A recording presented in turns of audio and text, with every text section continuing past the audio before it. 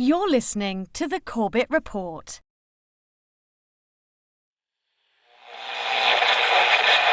High oil prices helped ExxonMobil boost its profits to nearly $11 billion in the latest quarter. Shell is the latest oil company to report a big rise in profits, thanks to higher oil prices. The ability of speculators to profit is surely dwarfed by the ability of oil-producing nations to profit from a higher price of oil. Maybe the easiest way for these guys to make the money? Manipulate oil back above $50, even $60. Oil. From farm to pharmaceutical, diesel truck to dinner plate, pipeline to plastic product, it is impossible to think of an area of our modern-day lives that is not affected by the petrochemical industry. The story of oil is the story of the modern world. Parts of that story are well known. Rockefeller and Standard Oil, the internal combustion engine and the transformation of global transport, the House of Saud and the oil wars in the Middle East. Other parts are more obscure. The quest for oil in the outbreak of World War I, the petrochemical interests behind modern medicine, the big oil money behind the Green Revolution and the Gene Revolution. But that story, properly told, begins somewhere unexpected. Not in Pennsylvania with the first commercial drilling operation and the first oil boom, but in the rural backwoods of early 19th century New York State. And it doesn't start with crude oil or its derivatives, but a different product altogether. Snake oil. Dr. Bill Livingston, celebrated cancer specialist, was the very image of the traveling snake oil salesman. He was neither a doctor nor a cancer specialist. His real name was not even Livingston. More to the point, the rock oil tonic he pawned was a useless mixture of laxative and petroleum and had no effect whatsoever on the cancer of the poor townsfolk he conned into buying it. He lived the life of a vagabond, always on the run from the last group of people he had fooled, engaged in ever more outrageous deceptions to make sure that the past wouldn't catch up with him. He abandoned his first wife and their 6 children to start a bigamous marriage in Canada at the same time as he fathered 2 more children by a 3rd woman. He adopted the name Livingston after he was indicted for raping a girl in Cayuga in 1849. When he wasn't running away from them or disappearing for years at a time, he would teach his children the tricks of his treacherous trade. He once bragged of his parenting technique. "I cheat my boys every chance I get. I want to make 'em sharp." A towering man of over 6 feet and with natural good looks that he used to his advantage, he went by Big Bill. Others, less generously, called him Devil Bill. But his real name was William Avery Rockefeller, and it was his son, John D. Rockefeller, who would go on to found the Standard Oil monopoly and become the world's first billionaire. The world we live in today is the world created in Devil Bill's image. It's a world founded on treachery, deceit, and the naivety of a public that has never wised up to the parlor tricks that the Rockefellers and their ilk have been using to shape the world for the past century and a half. This is the story of the oligarchy.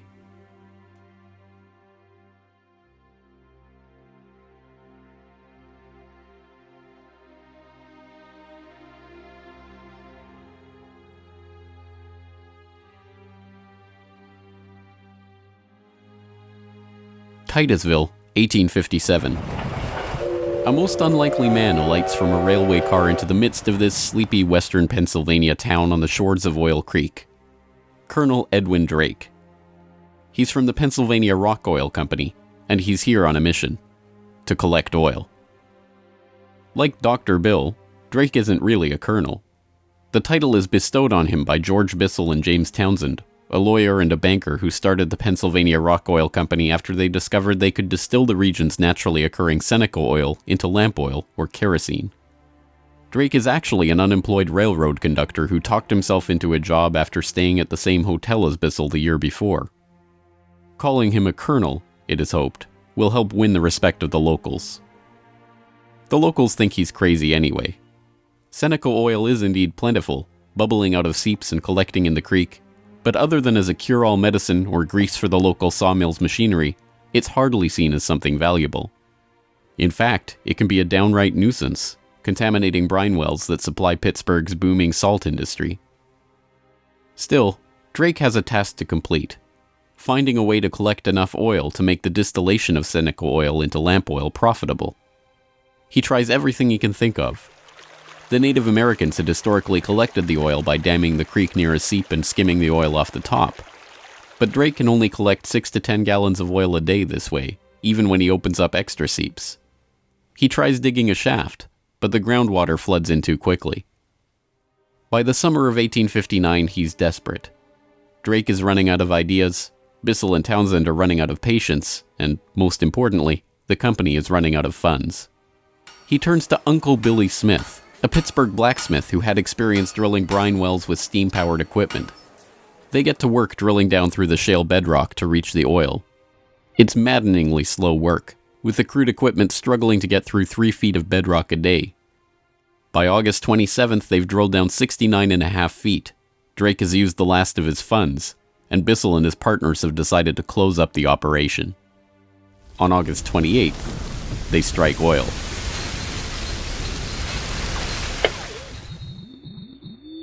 Then on Sunday, August 28, 1859, oil bubbled up the drive pipe.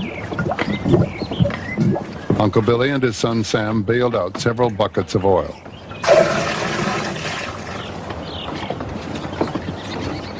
On Monday, the very day that Colonel Drake received his final payment and an order to close down the operation, they hitched the walking beam to a water pump, and the oil began to flow. The first oil was to sell for $40 a barrel. Years later, a local newspaper interviewed Uncle Billy about the day they struck oil. I commenced drilling, and at 4 o'clock I struck the oil. I says to Mr. Drake, "Look there, what do you think of this?" He looked down the pipe and said, "What's that?" I said, "That is your fortune."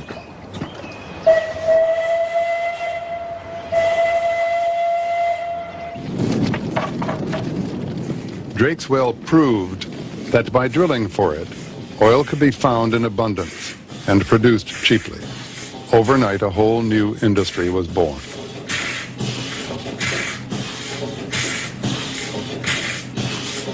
Before long, in millions of homes, farms, and factories around the world, lamps would be lit with kerosene, refined from West Pennsylvania crude. When the word came out that Drake had struck oil, the cry went up throughout the narrow valleys of western Pennsylvania. The crazy Yankee has struck oil, the crazy Yankee has struck oil. And it was the first great boom. It was like a gold rush.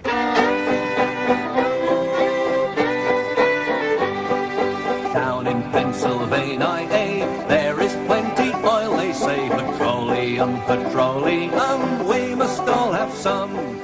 Overnight, the quiet farming backwoods of rural Pennsylvania was transformed into a bustling oil region, with prospectors leasing up flats, towns springing up from nowhere, and a forest of percussion rigs covering the land.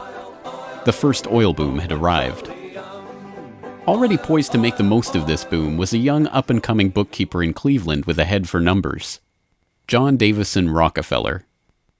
He had 2 ambitions in life, to make $100,000 and to live to be 100 years old. John D. set off to make his fortune in the late 1850s, armed with a $1,000 loan from his father, Devil Bill.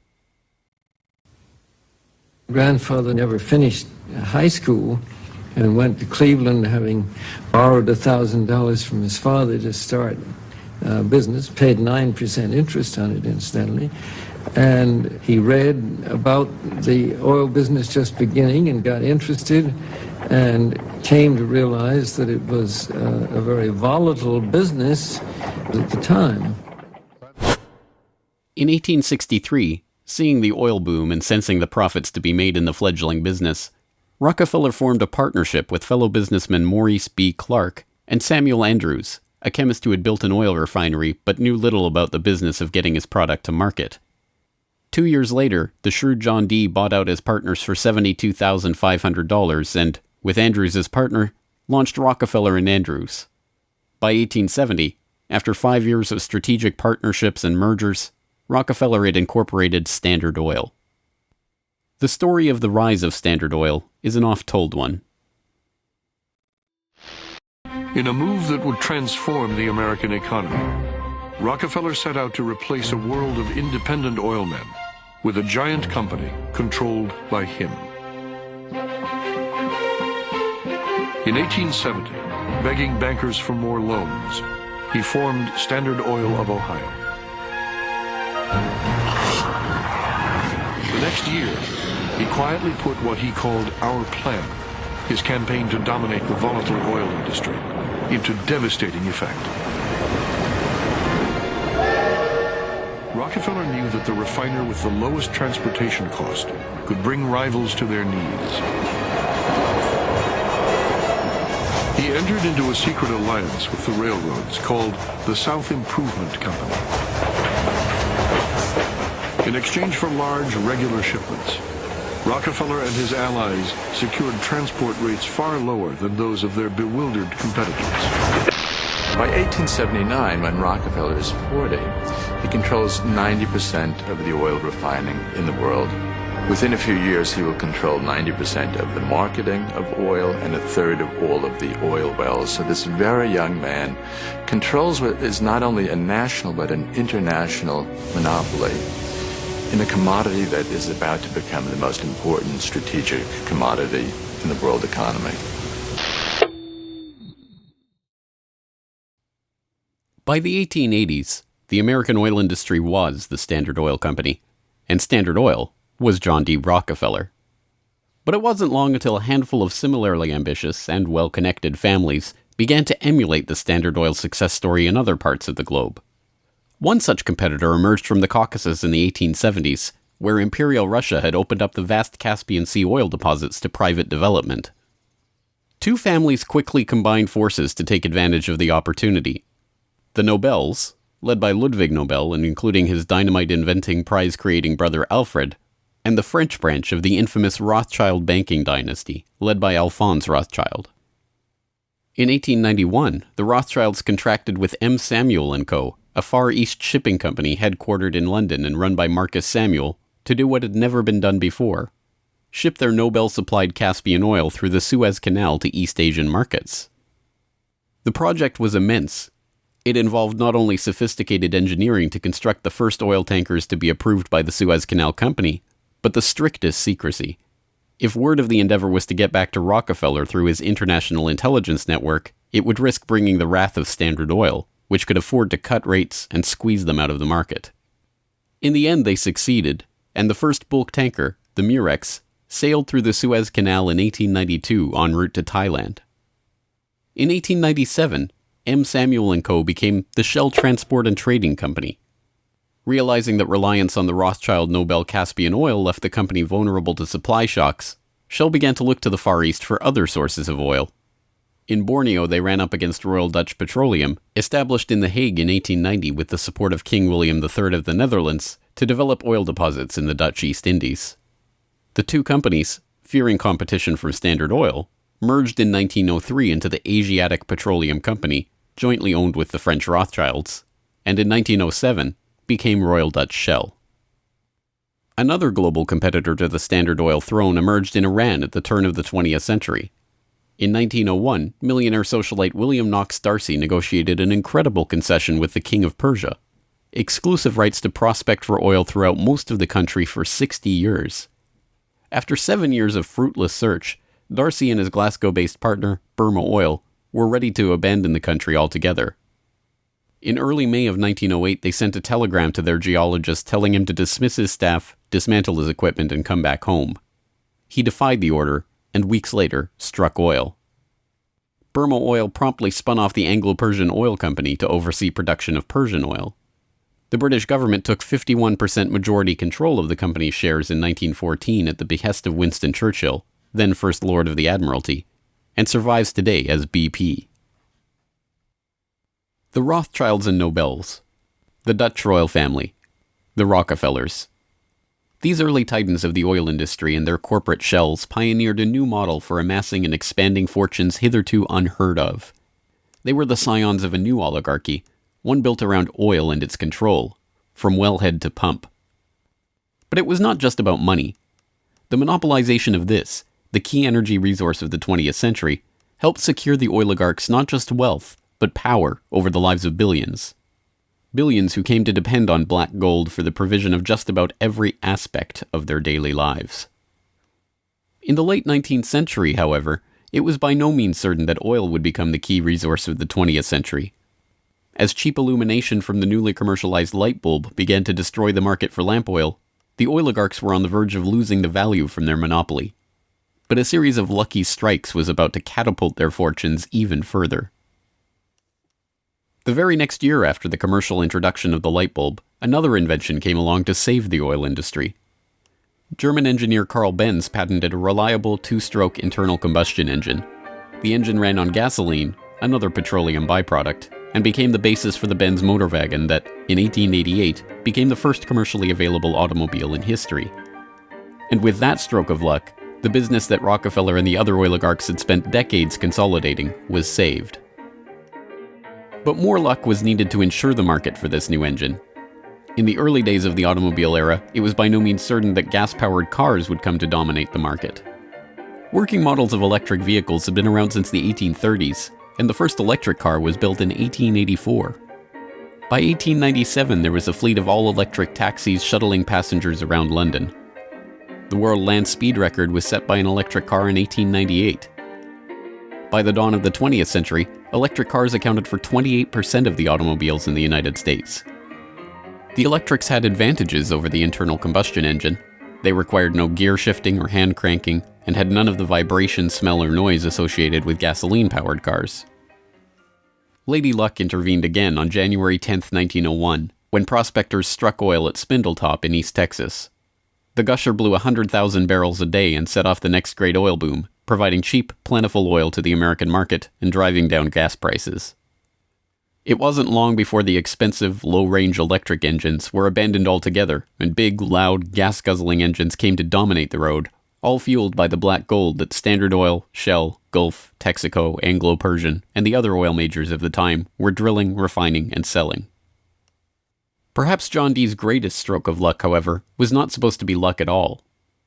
Rockefeller had come under increasing scrutiny by a public outraged by the unprecedented wealth he had amassed through Standard Oil. Muckraking reporters like Ida Tarbell began digging up the dirt on his rise to power through railroad conspiracies, secret deals with competitors, and other shady practices. The press pictured him as a colossus with bribed politicians literally in the palm of his hand. Standard Oil was a menacing octopus with its tentacles strangling the lifeblood of the nation. Hearings began, investigations were launched, lawsuits were brought against him, and then, finally, in 1911, the Supreme Court made a monumental decision.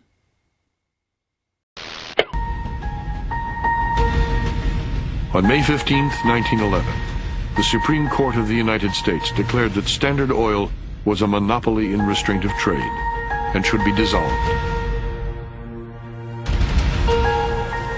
Rockefeller heard of the decision while golfing at Kykuit with a priest from the local Catholic Church, Father J.P. Lennon. And Rockefeller reacted with amazing aplomb. He turned to the Catholic priest and said, "Father Lennon, have you some money?" And the priest was very startled by the question and said, "No." And then he said, "Why?" And Rockefeller replied, "Buy Standard Oil." As Rockefeller foresaw, the individual Standard Oil companies were worth more than the single corporation. In the next few years, their shares doubled and tripled in value. By the time the reign of cash was over, Rockefeller had the greatest personal fortune in history, nearly 2% of the American economy. And it was really losing the antitrust case that converted John D. Rockefeller into history's first billionaire. So that Standard Oil was punished in the federal antitrust case, but John D. Rockefeller Sr. most assuredly was not. To the amazement of the world, Rockefeller's punishment had in fact been his reward. Rather than being taken down a peg, the splitting up of the Standard Oil monopoly had launched him as the world's only acknowledged billionaire at a time when the average annual income in America was $520. Rockefeller's story was perfectly mirrored by the story of Colonel Edwin Drake. Having struck oil in Titusville and given rise to a billion-dollar global industry, Drake had not had the foresight to patent his drilling technique or even to buy up the land around his own well. He ended up in poverty, relying on an annuity from the state of Pennsylvania to scrape together a living, and dying in 1880. For the oligarchy, the lesson of the rise of Rockefeller was obvious. The more ruthlessly that monopoly was pursued, the tighter that control was grasped, The greater the lust for power and money, the greater the reward would be in the end. From now on, no invention would derail the oil majors from their quest for total control. No competition would be tolerated. No threat to the oligarchs would be allowed to rise.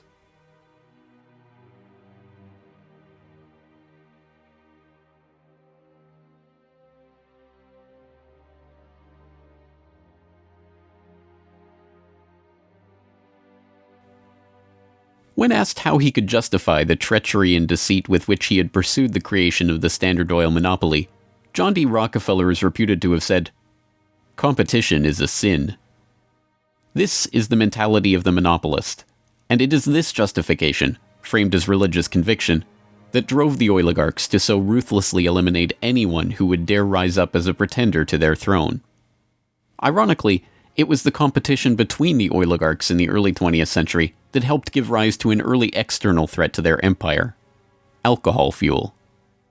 As historian Lyle Cummins has noted of the period, the oil trust battles between Rockefeller, the Rothschilds, the Nobels, and Marcus Samuel's Shell kept prices in a state of flux, and engines often had to be adaptable to the fuel that was available.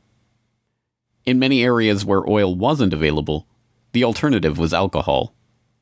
Ethyl alcohol had been used as fuel for lamps and engines since the early 19th century. Although it was generally more expensive, alcohol fuel offered a stability of supply that was alluring, especially in areas like London or Paris that did not have predictable access to oil supplies. Alcohol has a lower heat value, or BTU, than gasoline, but a series of tests by the U.S. Geological Survey and the U.S. Navy in 1907 and 1908 proved that the higher compression ratio of alcohol engines could perfectly offset the lower heat value, thus making alcohol and gasoline engines fuel economy equivalent. One early supporter of alcohol fuel was Henry Ford, who designed his Model T to run on either alcohol or gasoline. Sensing an opportunity for new markets to boost the independent American farms that he felt were vital to the nation, Henry Ford told the New York Times, "The fuel of the future is going to come from fruit like that sumac out by the road, or from apples, weeds, sawdust, almost anything.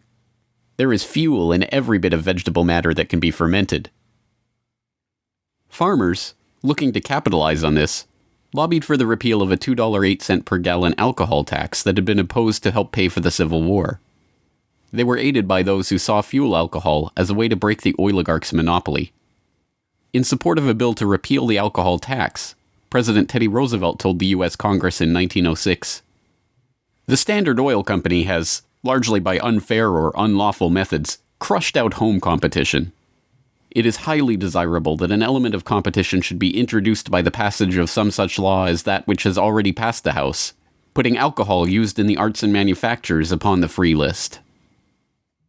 The alcohol tax was repealed in 1906, and for a time corn ethanol at 14 cents a gallon was cheaper than gasoline at 22 cents a gallon.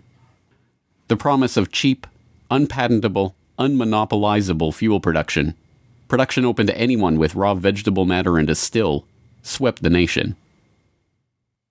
But cheap, plentiful fuel that can be grown and produced locally and independently is not what the oligarchs had in mind.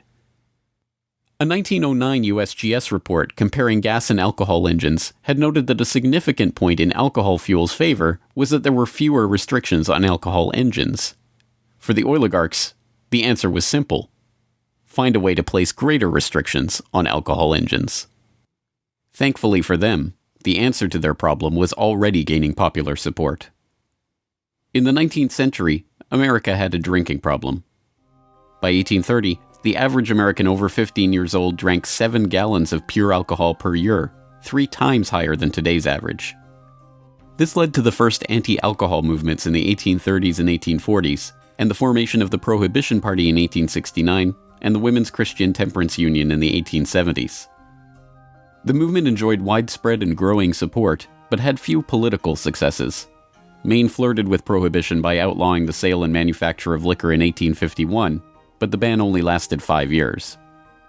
This changed with the formation of the Anti-Saloon League in Standard Oil's birth state of Ohio in 1893.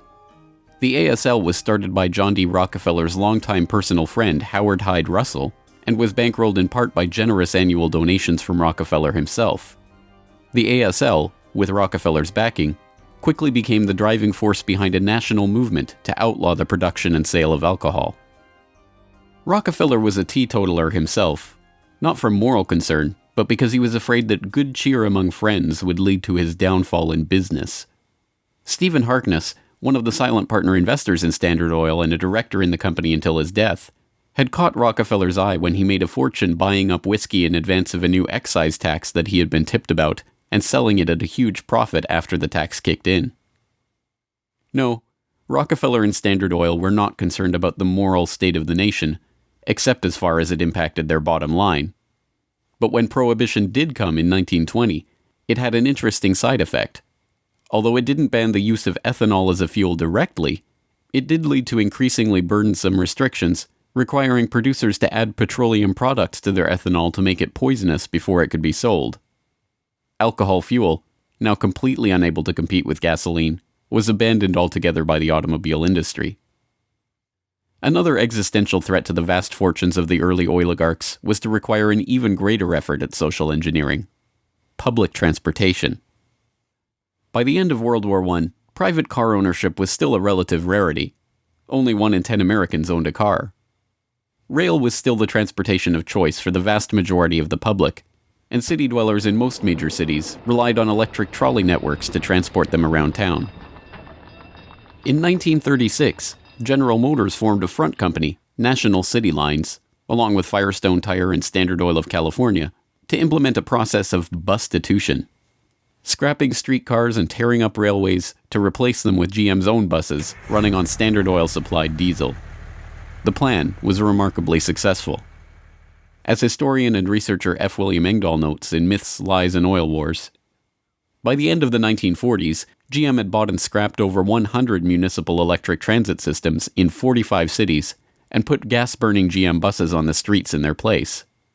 By 1955, almost 90% of the electric streetcar lines in the United States had been ripped out or otherwise eliminated. The cartel had been careful to hide their involvement in National City Lines, but it was revealed to the public in 1946 by an enterprising retired naval lieutenant commander, Edwin J. Quimby. He wrote a manifesto exposing what he called a careful, deliberately planned campaign to swindle you out of your most important and valuable public utilities, your electric railway system. He uncovered the oligarchs' stock ownership of National City Lines and its subsidiaries, and detailed how they had step-by-step bought up and destroyed the public transportation lines in Baltimore, Los Angeles, St. Louis, and other major urban centers. Quimby's warning caught the attention of federal prosecutors, and in 1947, National City Lines was indicted for conspiring to form a transportation monopoly and conspiring to monopolize sales of buses and supplies. In 1949, GM, Firestone, Standard Oil of California, and their officers and corporate associates were convicted on the second count of conspiracy. The punishment for buying up and dismantling America's public transportation infrastructure? A $5,000 fine. H.C. Grossman, who had been the director of Pacific City Lines when it oversaw the scrapping of Los Angeles' $100 million Pacific Electric system, was fined exactly $1. Unsurprisingly, GM and its associates did not remain in the doghouse for long. In 1953, President Eisenhower appointed Charles Wilson, then the president of General Motors, as Secretary of Defense. Wilson, with Francis DuPont of the Rockefeller-connected DuPont family as chief administrator of federal highways, oversaw one of the largest public works projects in American history, the creation of the interstate highway system. With a war-era excise tax on train tickets still in place, and federally funded highways and airports providing cheaper alternatives, rail travel declined a startling 84% between 1945 and 1964. This social engineering paid off well for Standard Oil and its growing list of petrochemical associates. In the 2.5 decades after the outbreak of World War II, vehicle production in Detroit almost tripled, from 4.5 million cars a year in 1940 to over 11 million in 1965. As a result, sales of refined gasoline over the same period rose 300%. But Rockefeller was not the only oligarch working to crush all opposition to his monopoly. Across the pond, the European oligarchs were working to protect their own oil investments from upstart competitors. In 1889, a consortium of German investors led by Siemens Deutsche Bank obtained a concession from the Turkish government for extension of a railway line connecting Berlin to Basra on the Persian Gulf via Baghdad in what was then part of the Ottoman Empire. The Berlin-Baghdad railway concession was for 99 years and came with mineral rights for 20 kilometers on either side of the line, an especially lucrative deal since the rail cut right through the heart of the still untapped Mesopotamian oil region south of Mosul along the Tigris River.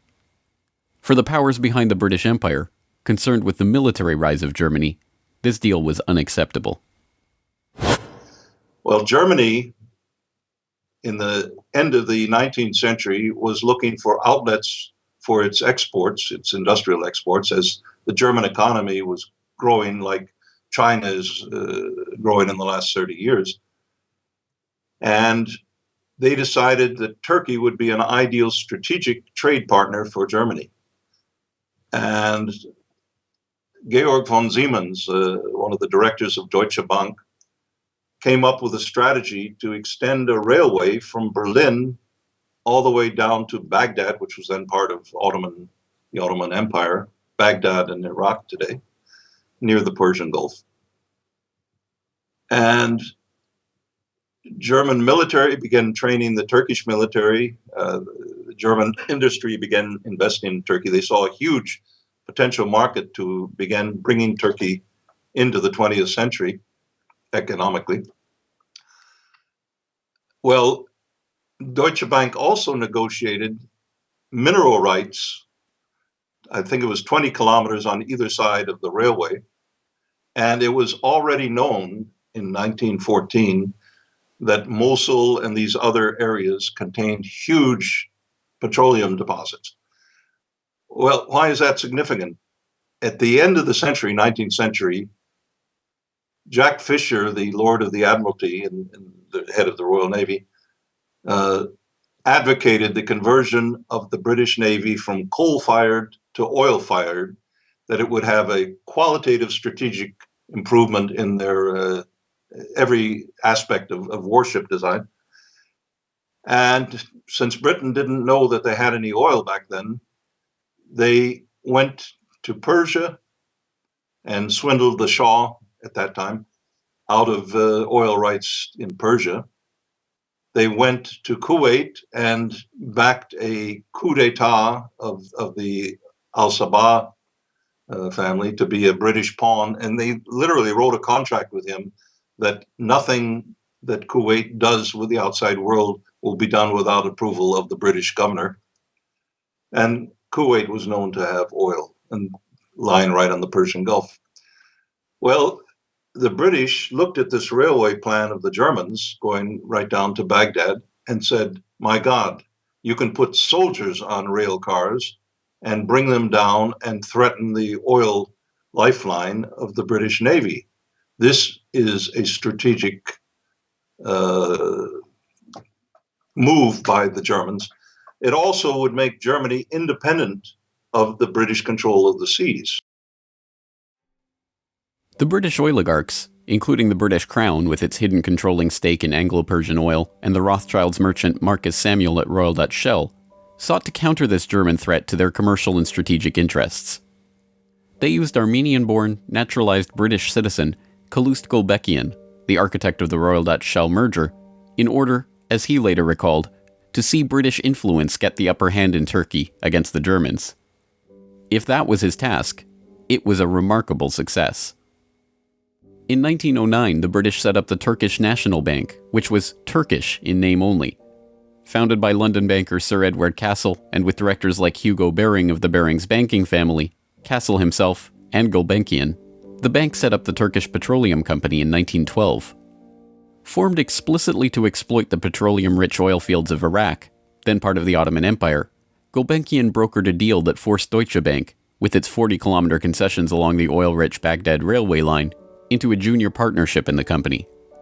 The stock was split so the British government's Anglo-Persian Oil Company owned half the shares, with Royal Dutch Shell and Deutsche Bank splitting the other half. Their plan to take over Germany's Turkish oil interests had been successful, but in an amazing irony, it didn't even matter. Gulbenkian finished negotiations for the Iraqi oil concession on June 28, 1914, the same day Archduke Ferdinand was shot in Sarajevo.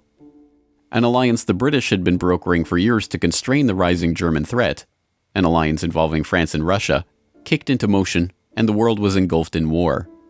By the end of World War I, the British and their allies had taken over Iraq and its oil deposits anyway.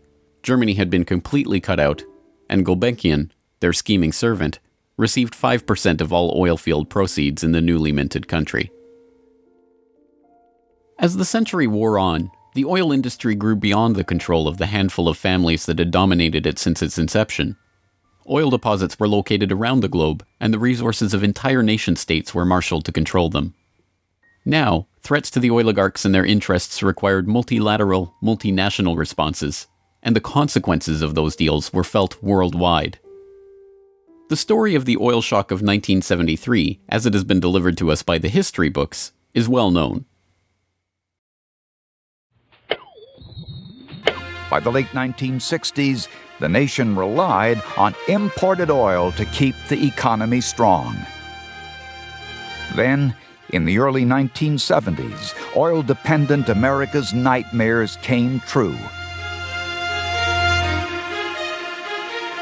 13 oil-producing countries in the Middle East and South America formed OPEC, the Organization of Petroleum Exporting Countries. In 1973, OPEC placed an oil embargo on the U.S. and other nations that had supported Israel against the Arab states in the Yom Kippur War. The American economy went into a tailspin as gas shortages gripped the nation. Few, however, know that the crisis and its ensuing response was in fact prepared months ahead of time at a secret meeting in Sweden in 1973. The meeting was the annual gathering of the Bilderberg Group, a secretive cabal formed by Prince Bernhard of the Netherlands in 1954. The Dutch royal family not only gave its royal imprint to Royal Dutch Petroleum, they are still rumored to be, along with the Rothschilds, one of the largest shareholders in Royal Dutch Shell, from the days when Queen Wilhelmina's Anglo-Dutch petroleum holdings and other investments made her the world's first female billionaire, right through to today. Bernhard's guest list at the Bilderberg Group reflected his position in the oligarchy. Alongside him at the Swedish conference were David Rockefeller of the Standard Oil dynasty and his protege Henry Kissinger, Baron Edmund de Rothschild, E.G. Collado, the vice president of Exxon, Sir Dennis Greenhill, director of British Petroleum, and Gerrit A. Wagner, president of Bernhard's own Royal Dutch Shell. At the meeting in Sweden, held 5 months before the oil crisis began, the oligarchs and their political and business allies were planning their response to a monetary crisis that threatened the world dominance of the US dollar. Under the Bretton Woods system, negotiated in the final days of World War II, the US dollar would be the backbone of the world monetary system, convertible to gold at $35 per ounce, with all other currencies pegged to it. Increasing US expenditures in Vietnam and decreasing exports caused Germany, France, and other nations to start demanding gold for their dollars. With the Federal Reserve's official gold holdings plunging and unable to stem the tide of demand, Nixon abandoned Bretton Woods in August 1971, threatening the dollar's position as the world reserve currency. Accordingly, I have directed the Secretary of the Treasury to take the action necessary to defend the dollar against the speculators. I have directed Secretary Connally to suspend temporarily the convertibility of the dollar into gold or other reserve assets, except in amounts and conditions determined to be in the interest of monetary stability and in the best interest of the United States. As leaked documents from the 1973 Bilderberg meeting show, the oligarchs decided to use their control over the flow of oil to save the American hegemon. Acknowledging that OPEC could completely disorganize and undermine the world monetary system, the Bilderberg attendees prepared for an energy crisis or an increase in energy costs, which, they predicted, could mean an oil price between $10 and $12, a staggering 400% increase from the current price of $3.01 per barrel. 5 months later, Bilderberg attendee and Rockefeller protege Henry Kissinger, acting as Nixon's Secretary of State, engineered the Yom Kippur War and provoked OPEC's response, an oil embargo of the US and other nations that had supported Israel. On October 16, 1973, OPEC raised oil prices by 70%. At their December meeting, the Shah of Iran demanded and received a further raise to $11.65 a barrel, or 400% of oil's pre-crisis price. When asked by Saudi King Faisal's personal emissary why he had demanded such a bold price increase, he replied, "Tell your king, if he wants the answer to this question, he should go to Washington and ask Henry Kissinger." In the second move of the operation, Kissinger helped negotiate a deal with Saudi Arabia. In exchange for U.S. arms and military protection, the Saudis would price all their future oil sales in dollars and recycle those dollars through treasury purchases via Wall Street banks. The deal was a bonanza for the oligarchs. Not only did they get to pass the price increases on to the consumers, but they benefited from the huge flows of money into their own banks. The Shah of Iran parked the National Iranian Oil Company's revenues in Rockefeller's own Chase Bank, revenues that reached $14 billion per year in the wake of the oil crisis. With the creation of this new system, the petrodollar, the oligarchs had reached unprecedented levels of control over the economy. Not only that, they had backed the world monetary system with their commodity, oil, and brought potential competition from upstart producer nations under their control all in one step. But for the insatiable appetites of these monopolist titans, mere control over the world's monetary system was not enough.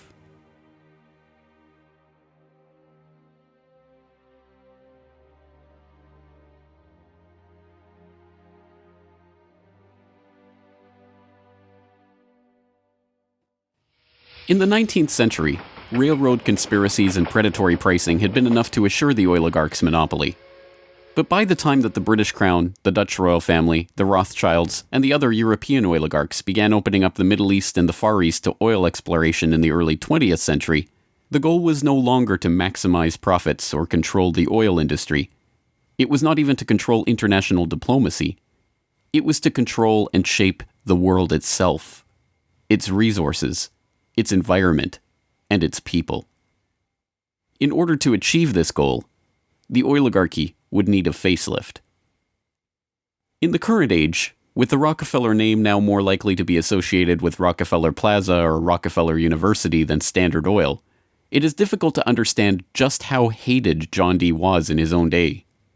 He was the head of the Standard Oil Hydra, an octopus strangling the world in his tentacles, a cutthroat gardener pruning the competitors from the flower of his oil monopoly. As one of the richest men the world had ever known, he was an easy target for the average working man's frustration and a magnet for the poor seeking help.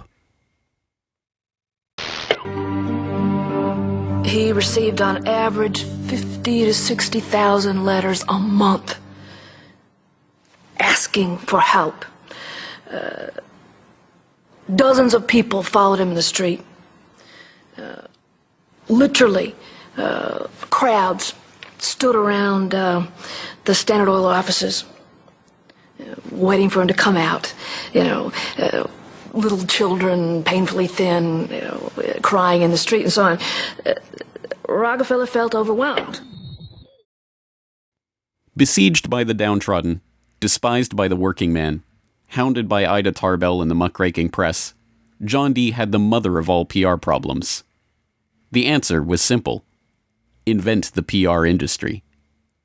He hired Ivy Ledbetter Lee, a journalist turned communications expert who invented the modern public relations industry, to burnish the Rockefellers' tarnished image. It was Lee that suggested giving the family name to Rockefeller Center and filming John D. handing out dimes in public.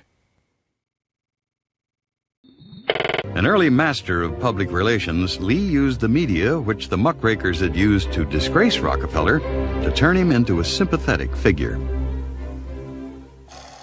Ivy Lee recognized early the power of the new moving picture and used newsreels to show a remarkably benevolent Rockefeller.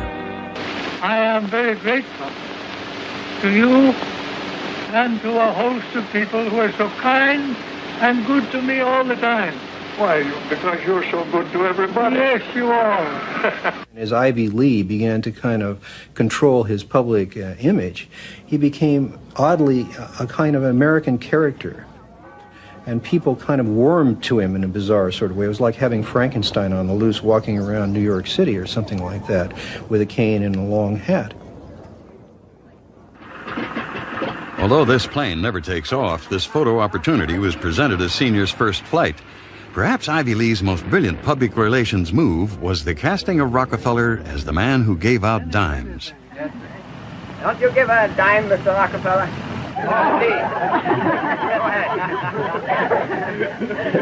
You read a dime? Thank you, sir. Thank you very much. I consider And I myself... thank you for the ride. I consider myself more than amply paid. Bless you, bless you, Yes. bless you. These PR stunts seem obvious and ham-handed by today's standards, but they were effective enough. To this day, people leave dimes on the stone marker at the base of the 70-foot Egyptian obelisk that towers over John Dee's final resting place in Cleveland's Lakeview Cemetery. But it was not stage-managed photo opportunities like these that transformed Rockefeller into a public hero. In order to win the public over, he was going to have to give them what they wanted. And what they wanted wasn't difficult to understand. Money.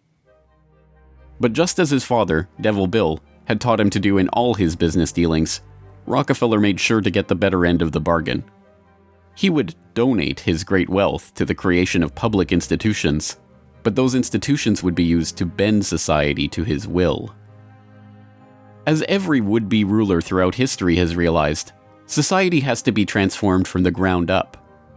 Americans in the 19th century still prized education and intellectual pursuits, with the 1840 census finding unsurprisingly that the United States, a nation that had been mobilized by tracts like Thomas Paine's remarkably popular Common Sense, was a nation of readers with a remarkable 93% to 100% literacy rate. Before the first compulsory schooling laws in Massachusetts in 1852, education was private and decentralized, and as a result, classical education, including study of Greek and Latin and a solid grounding in history and science, was widespread. But a nation of individuals who could think for themselves was anathema to the monopolists. The oligarchs needed a mass of obedient workers, an entire class of people whose intellect was developed just enough to prepare them for lives of drudgery in a factory. Into the midst stepped John D. Rockefeller with his first great act of public charity, the establishment of the University of Chicago.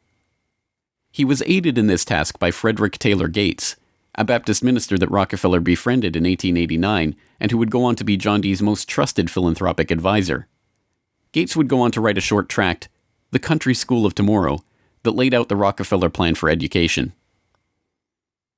In our dream, we have limitless resources, and the people yield themselves with perfect docility to our molding hand. The present educational conventions fade from our minds, and, unhampered by tradition, we work our own goodwill upon a grateful and responsive folk. We shall not try to make these people or any of their children into philosophers, or men of learning or science. We are not to raise up from among them authors, orators, poets, or men of letters. We shall not search for embryo great artists, painters, musicians, nor will we cherish even the humbler ambition to raise up from among them lawyers, doctors, preachers, politicians, statesmen, of whom we now have ample supply. Although Rockefeller's resources weren't exactly limitless, they might as well have been. In 1902, he established the General Education Board to help implement Gates's vision for the Country School of Tomorrow with a staggering $180 million endowment. The Rockefeller influence on education was felt almost immediately, and it was amplified by help from fellow monopolists of the era who were approaching the topic of philanthropy from the same angle. Although best known as a steel magnate, Andrew Carnegie's fortune started on the railroads transporting Rockefeller's Standard Oil around the country, and was greatly magnified by a lucrative investment in property near Oil Creek that provided steady, profitable oil sales. In 1905, he established the Carnegie Foundation for the Advancement of Teaching, a tax-free foundation through which Carnegie and his appointees could direct the development of the education system in the United States, and, eventually, worldwide. In 1910, Rockefeller followed suit by establishing the Rockefeller Foundation, which became the tax-free umbrella organization for his philanthropic ambitions. As the Reese Committee, a congressional investigation into the activities of these tax-free foundations in the 1950s, discovered, it wasn't long before Carnegie's endowment approached Rockefeller's foundation with a proposal to cooperate on their shared desire to transform the American education system in their own image. Norman Dodd, the director of research for the congressional committee who was granted access to the Carnegie Endowment's board minutes, explains. So they approach the Rockefeller Foundation with the suggestion that that portion of education which could be considered domestic be handled by the Rockefeller Foundation, and that portion which is international should be handled by the endowment. And they then decide that the key to the success of these two operations lay in an alteration in the teaching of American history. So they approach 4 of the then most prominent teachers of American history in the country, people like Charles and Mary Bird, and their suggestion to them is, will they alter the manner in which they present this subject, and they get turned down flat. So they then decide that it is necessary for them to do, as they say, build our own stable of historians. And then they approach the Guggenheim Foundation, which specializes in fellowships, and say, when we find young men in the process of studying for doctorates in the field of American history, and we feel that they are the right caliber, will you grant them fellowships on our say-so? And the answer is yes. So under that condition, eventually they assemble 20. And they take this 20 potential teachers of American history to London, and there they're briefed into what is expected of them when, as and if they secure appointments in keeping with the doctorates they will have earned. And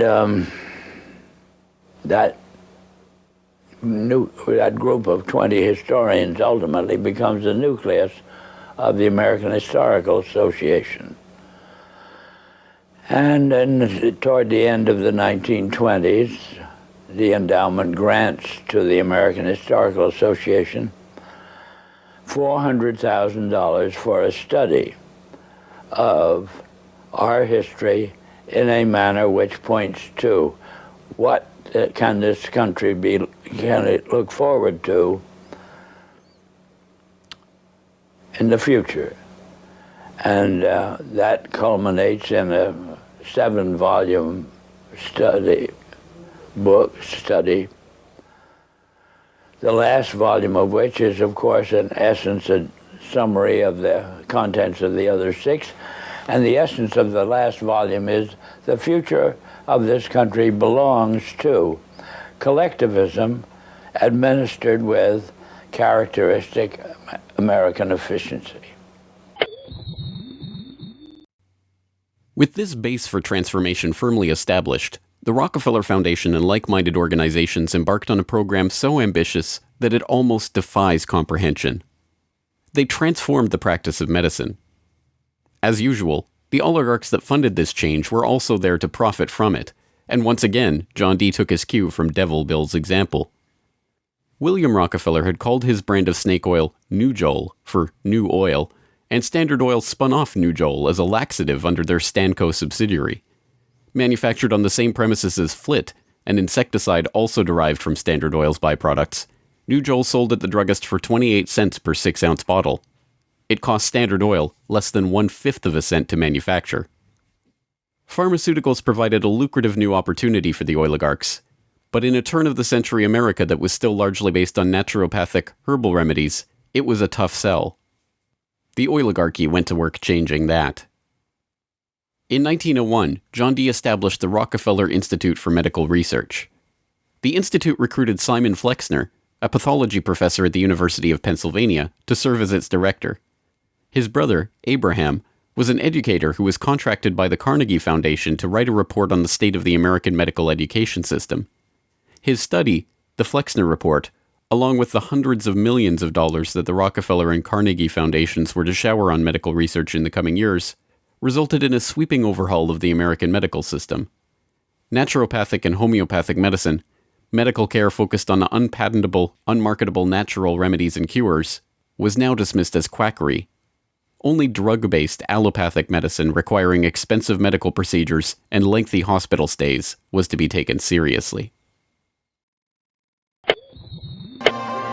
The fortunes of Carnegie, Morgan, and Rockefeller financed surgery, radiation, and synthetic drugs. They were to become the economic foundations of the new medical economy. The takeover of the medical industry was accomplished by the takeover of the medical schools. Well, the people that we're talking about, Rockefeller and Carnegie in particular, came to the picture and said, we will put up money. They offered tremendous amounts of money to the schools that would agree to cooperate with them. The donors said to the schools, we're giving you all this money. Now, would it be too much to ask if we could put some of our people on your board of directors to see that our money is being spent wisely? Almost overnight, all of the major universities received large grants from these sources and also accepted 1, 2, or 3 of these people that I mentioned on their board of directors, and the schools literally were taken over by the financial interests that put up the money. Now, what happened as a result of that is that the schools did receive an infusion of money. They were able to build new buildings. They were able to add expensive equipment to their laboratories. They were able to hire top-notch teachers. But at the same time as doing that, they skewed the whole thing in the direction of pharmaceutical drugs. That was the efficiency in philanthropy. The doctors from that point forward in history would be taught pharmaceutical drugs. All of the great teaching institutions in America were captured by the pharmaceutical interests in this fashion. And it's amazing how little money it really took to do it. The oligarchy birthed entire medical industries from their own research centers and then sold their own products from their own petrochemical companies as the cure. It was Frank Howard, a Standard Oil of New Jersey executive, who would go on to persuade Alfred Sloan and Charles Kettering to donate their fortunes to the cancer center that would then bear their name. As director of research at Sloan Kettering, Howard appointed Cornelius Rhodes, a Rockefeller Institute pathologist, to develop his wartime research on mustard gas for the U.S. Army into a new cancer therapy. Under Rhodes's leadership, nearly the entire program and staff of the Chemical War Service was reformed into the Sloan Kettering Drug Development Program, where they worked on converting mustard gas into chemotherapy. And once again, the Rockefellers' own snake oil was being sold as a cancer cure-all. The oligarchs' interest in the burgeoning pharmaceutical industry converged in companies like IG Farben, a drug and chemical cartel formed in Germany in the early 20th century. Royal Dutch's own Prince Bernhard served on an IG Farben subsidiary's board in the 1930s, and the cartel's American operation, set up in cooperation with Standard Oil, included on its board Standard Oil president Walter Teagle, as well as Paul Warburg of Kuhn-Loeb and Company, itself headed by Jacob Schiff of the Rothschild broker family. At its height, IG Farben was the largest chemical company in the world, and the 4th largest industrial concern in the world, right behind Standard Oil of New Jersey. The company was broken up after World War II, but like Standard Oil, its various pieces remained intact, and today BASF, one of its chemical offshoots, remains the largest chemical company in the world, while Bayer and Sanofi, 2 of its pharmaceutical offshoots, are among the largest pharmaceutical companies in the world. Not content merely to monopolize the fields of education and medicine, the same oligarchical interests banded together to take control of America's finances. In 1910, John D. Rockefeller Jr.'s own father-in-law, Senator Nelson Aldrich, Frank Vanderlip of the National City Bank, and Paul Warburg, as well as various agents of J.P. Morgan, met in complete secrecy on Jekyll Island to hammer out the details of what would go on to become the Federal Reserve, America's central bank. The Fed, established in 1913, would be run by hand-picked appointees of the oligarchy and their banking associates, including, perhaps inevitably, Standard Oil president and American IG director Walter Teagle. The Rockefeller family would go on to formally enter the banking field in the 1950s when James Stillman Rockefeller, the grandson of John D's brother, was appointed director of National City Bank. Meanwhile, John D's own grandson, David Rockefeller, would go on to take over Chase Manhattan Bank, the longtime banking partner of the Standard Oil empire. In this move, the Rockefeller story perfectly mirrored that of their fellow oligarchs, the Rothschilds. Whereas the Rothschilds had supplemented their banking fortune with their oil interests, the Rockefellers supplemented their oil fortune with banking interests. Springboarding from success to success as they consolidated monopolies across every field of human activity, the oligarchs' ambitions became even larger. This time, their goal was to consolidate control over the very food supply of the world itself. And once again, they would use philanthropy as the cover for their business takeover.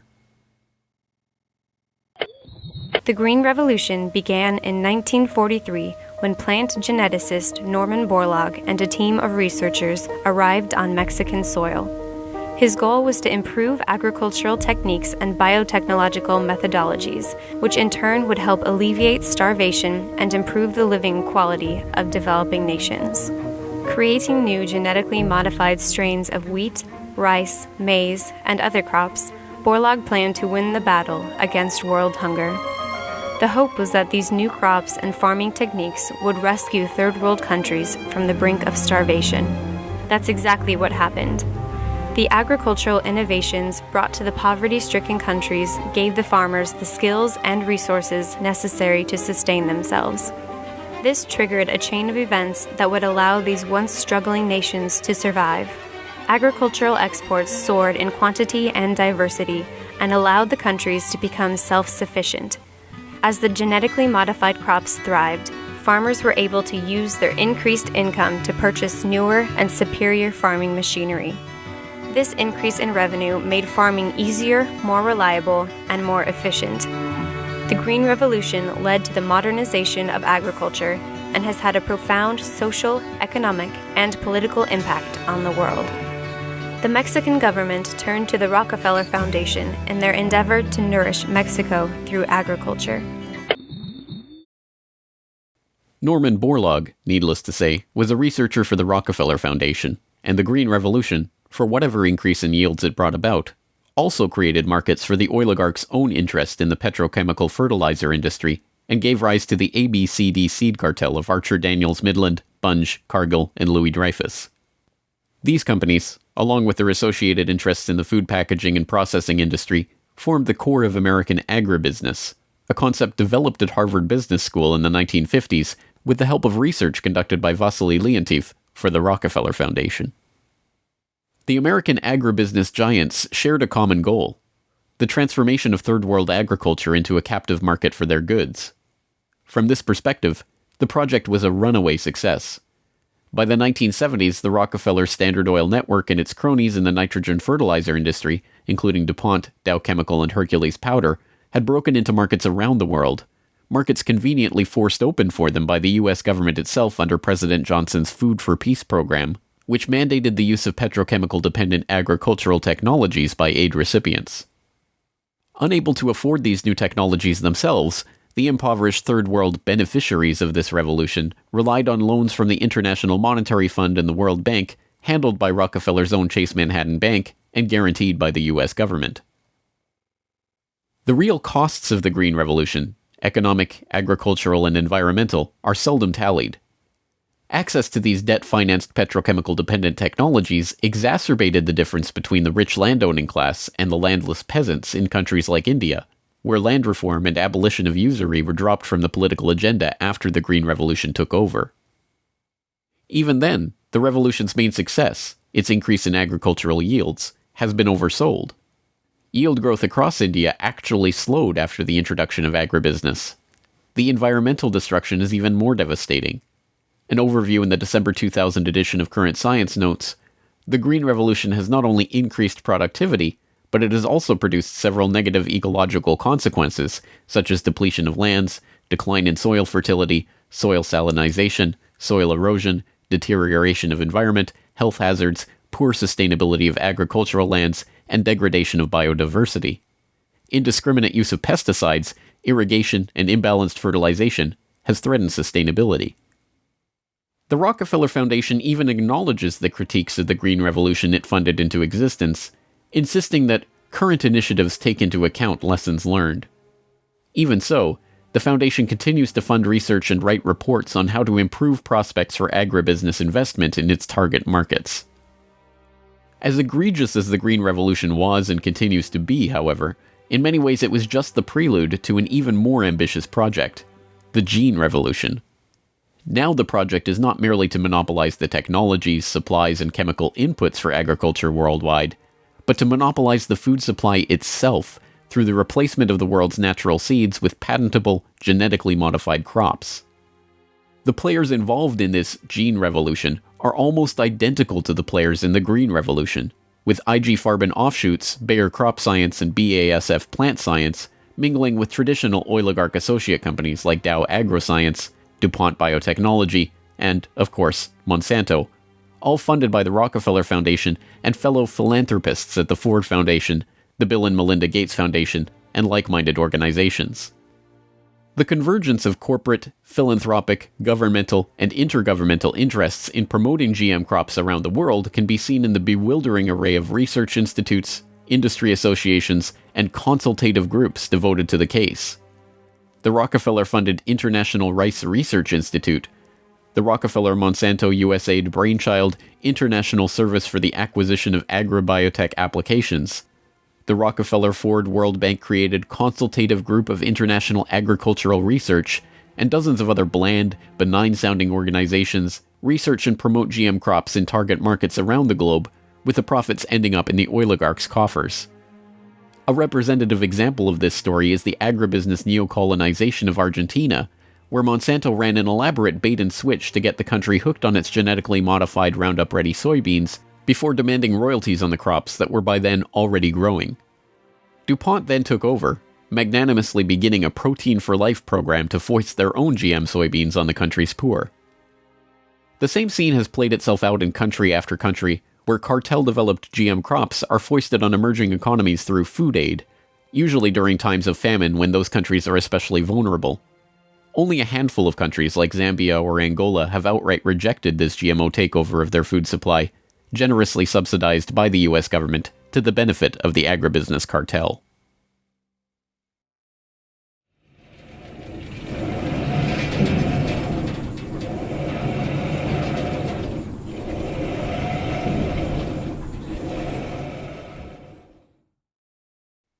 From cutthroat pioneers of the early oil industry to Machiavellian social engineers and geopolitical schemers, the oligarchs have come a long way since the days of Devil Bill's snake oil cure-alls. But his use of every form of deception and trickery to swindle the public informed how John D. and the rest of the oligarchs built up their business interests. As the 20th century drew to a close, it was obvious that for the powerful cartel that built the oil industry, the Rockefellers, the Rothschilds, the British and Dutch royal families, it was no longer about oil, if it ever really was. The takeover of education, of medicine, of the monetary system, of the food supply itself, showed that the aim was much greater than a mere oil monopoly. It was the quest to monopolize all aspects of life, to erect the perfect system of control over every aspect of society, every sector from which any threat of competition to their power could emerge. They had been remarkably, almost unbelievably successful. From oil well to gas pump, farm to fork, hospital to pharmaceutical, drill rig to dollar bill, there was almost no aspect of society that was not under their control. But the oligarchs are not done yet. Their next project, launched in the late 20th century, is almost too ambitious to be comprehended. It is not about oil. It is not about money. It is about the monopolization of life itself. They have spent decades preparing the path for this takeover and marshaled their mind-boggling resources in service of the task. And the vast majority of the world's population, still playing the shell game that the oligarchs perfected and abandoned long ago, are about to fall right into their hands yet again. Ladies and gentlemen, the battle against climate change is surely the most defining and pivotal challenge of our times. Even in a world full of daunting perils and crises, it is hard to imagine anything that poses a greater challenge and opportunity for humanity. The negative impact of population growth on all of our planetary ecosystems is becoming appallingly evident. The science is unequivocally true, and that there is a price to carbon in their future. What do you see as the biggest challenges in conservation? The growing human population. Because if where we are, there's nothing else. We have to start spending money, fast on the solutions that we have in hand to try and help these countries which are already seeing the effects of climate change today and seeing the effects of our consumption, basically. David Rothschild, thank you so much for joining us here on Bloomberg. Down in Pennsylvania, there is plenty oil, they say. Petroleum, petroleum, we must all have some. The oily fever, don't you see, infects most every live Yankee. From north, from east and west they come for petroleum oil. Oil, oil, oil, oh petroleum. Oil, oil, oil, petroleum.